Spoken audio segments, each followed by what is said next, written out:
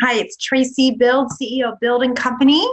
So for this blog series, I'm dissecting the book Confessions of the Pricing Man. And this is blog 2 in our series. And for this blog, in the first one, I challenged you to really dig into pricing. So who is actually gathering the comp analysis to make sure it's accurate? And then are you really educating your staff on where that information came from, why the pricing is being set, where it is? The focus of the second blog in our series is really on pricing for senior living, right? So today we're going to dive into price, what components are used to set it, how to build value with consumers regarding the market rate rent, and making sure that discounts aren't happening, and most importantly, how to really communicate the value and why rents are set where they are, especially if you have competitors who are just discounting.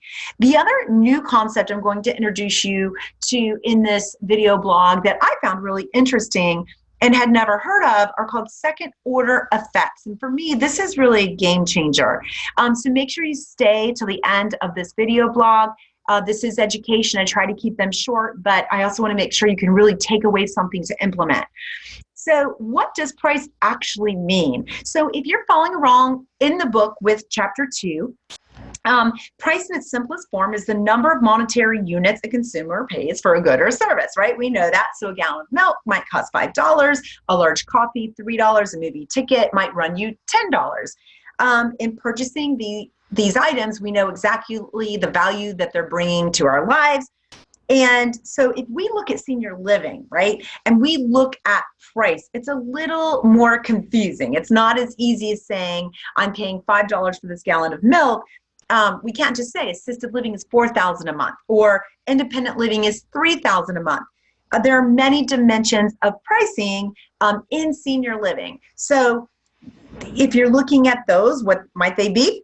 We have our base price. Then we have the unfortunate discounts that people give, or the incentives, the special offers, especially with new development and the many offers and incentives people offer at different stages of the development process. Differentiated prices by apartment size, level of care, apartment location, differentiated prices based on shared apartments or waiver programs, prices for complementary products or services such as parking, storage, meal packages. There's bundled pricing, and then there's prices based on personal negotiation, so that we can see there are many, many different dimensions to pricing in senior living. So that's a little different, right, than whereas a cup of coffee or that gallon of milk is very simple to understand. But finding an apartment to rent in senior living, or even if you're looking at life plan communities and entry fees, it's very, very different. So this isn't going to change anytime soon. So what happens is, due to the many dimensions in pricing in senior living and our many, many different product lines, there's great confusion among consumers as it relates to pricing. And then our sales directors, who are not properly trained and oftentimes don't even understand where the pricing came from, as we addressed in the first blog in this series, can really end up discounting or really devaluing the product itself without even meaning to, because they don't understand how those prices were actually created. So the natural tendency when there is confusion is for the consumer to ask for a discount, and in most cases, as we know, many salespeople will grant it. So as an industry, we really want to strike a better balance between the rates we're charging, the value perceived, how we're communicating to the consumer or buyer, and really moving away and getting out of the pricing wars that are happening in different markets. So just because your competitors are doing it doesn't mean you need to do it. We know that price equals value. I've been talking about this for 20 years. That's the basis of the entire Bild sales system. It's really about creating value in the consumer's eye to the rate set and actually having fee integrity and not discounting. If the buyer perceives a higher value, they're going to pay it. If they don't, they are going to continue to look for those discounts and just move on to different communities until they get the rate they feel is worthy of what they're getting in exchange for their fees. Herman Simon, the author of the book that we are discussing, actually has 3 specific guidelines for businesses such as yours to follow when they're making a pricing decision, and they're very relevant to our space. So one is create value. I think our industry does a fabulous job of doing this, from the quality of the materials to the performance, the design of the communities. The perceived value is there. Innovation, we have more innovation lately in the last 5 years than I know I've seen in the last 20. We do a really good job here. The second thing he says is communicating value, and this is where we struggle. So this is how you influence customers' perception. It's how you describe your product, your unique selling proposition as it relates to your brand. And here's where I think there's great opportunity. As an industry, we've really been unable to effectively communicate the value of what we have to offer. And it's clear in the pricing wars that are happening and the discounting that is actually occurring. So while we have great value to offer, we're poor in communicating it. Now, his third point that we do a good job of is retain value. So what occurs post-purchase in the form of delivery is what will leave a lasting impression to buyers. And I think as an industry, we do really well at keeping our residents for the long haul once we move them in. So here we want to really focus on that second one. So, while getting a handle on pricing overall can be overwhelming, the reality is you're closer than you think to the solutions you seek. The process of setting price in our space typically happens in the development of a community or upon an acquisition and resetting those rates. We know now the importance of actually getting this right, the impact of having a formal process outside of our sales and executive directors collecting the comp data so that we can set rates properly and get 35% more for rate. But going forward, what we really want to focus on is our due diligence in communicating the value and the power of your individual brand, your differentiating factors to the consumer so that we can get to peak performance and really maximize our opportunity. So if you stayed with me this far, this is where the payoff is going to come from. So once you know how to build the value and clearly communicate it, there's not going to be the need to discount. And you're going to feel very confident in telling this to your consumers. I've heard so many times, and I know you have probably too, or even maybe you feel this way, salespeople say the building's going to sell itself. I can attest firsthand, and us working with a lot of new developments, that the buildings never sell themselves. A community needs a great salesperson who can actually do that. So what I want to talk about is something called second order effects. This was my most powerful takeaway of the book so far, and as presented in chapter 2. So I'm going to read my notes carefully because this is different, okay? So second order effects are critical and intangible benefits. So let's take a moment to read this. We need to simplify the value by tying it to the outcomes that are easy to understand and quantify, these being second order effects and intangible benefits. I know it's complicated here. So let's dive into what that means. Let's put this in layman terms. While you provide care, housekeeping, maintenance, transportation, all of that is very easy to explain.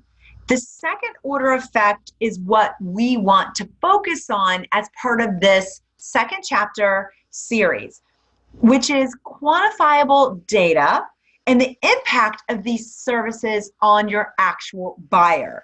So to do this, we actually as an industry need to do a better job of creating quantifiable surveys of our residents and their families. And I know we've been doing more and more of this at Bild in our research division with our clients and getting them to do post-first tour surveys, multiple surveys in the first 30 to 60 days of moving in. And then, of course, consistently 6 months in, 12 months in, short frequent surveys so we can get this quantifiable data, which is probably why I got so excited about it, because I'd never thought of what I'm about to share with you. So here's what they are. So here, if you do the surveys on a consistent basis, then you can start to put together second order effects of the services you are providing that are quantifiable.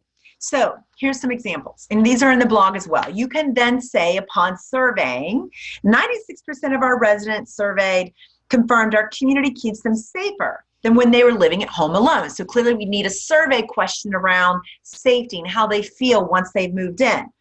83% of residents surveyed stated that they had a more robust sense of community and friendship compared to living at home alone and in isolation. So what they're saying is, by surveying the residents and the family members, you then can quantify this data and put it on your website, in your marketing materials, use it in your sales presentations.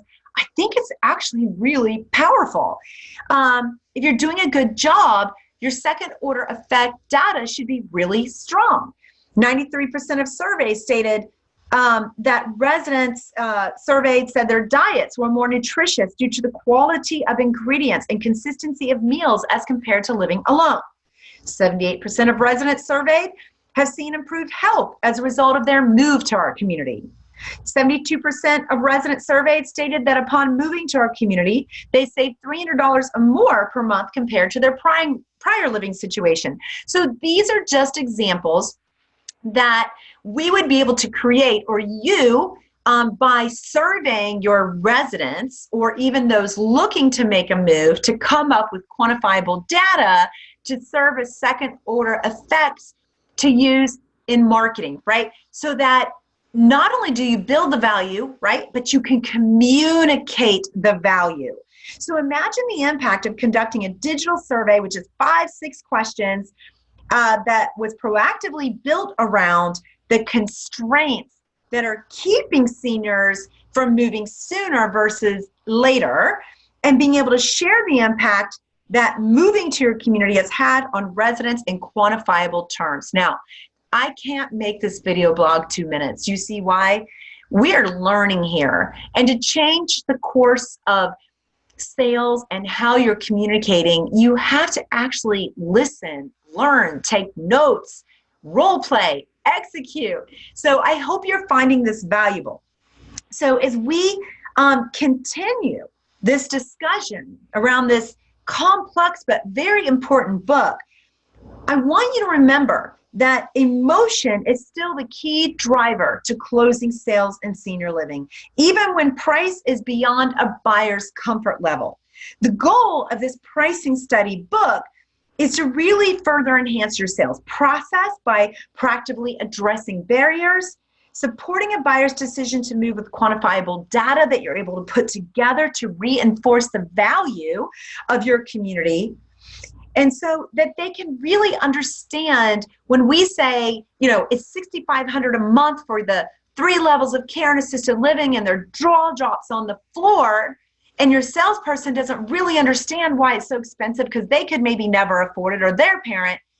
There's actually some education around it so that we can really talk through why prices are set where they are, and really be able to understand pricing and communicate it, that value, so that discounts are not even asked for, because no one would want that discount in the care that's being given to their loved one.